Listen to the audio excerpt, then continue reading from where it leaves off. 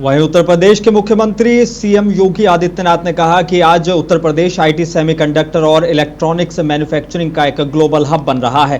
Semiconductor क्षेत्र की देश विदेश की अग्रणी कंपनियां उत्तर प्रदेश में निवेश कर रही हैं। इस क्षेत्र के महत्व को देखते हुए यूपी सरकार ने आईटी क्षेत्र को भी इंडस्ट्री का दर्जा प्रदान किया है।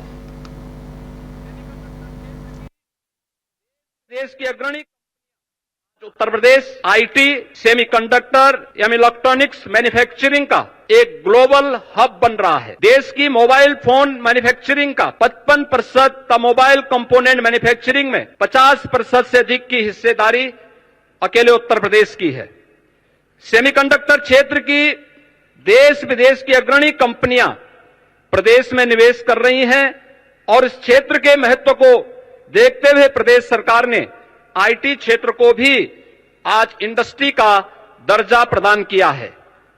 आज उत्तर प्रदेश में आदरणीय प्रधानमंत्री जी की प्रेरणा से रोड, एयर, रेल और वाटर कनेक्टिविटी में यह एक अग्रणी स्थान में आया है। प्रदेश में निवेश का एक आकर्षक डेस्टिनेशन बना है और प्रदेश में कानून व्यवस्था की चुस्त दुरुस्त स्थिति है।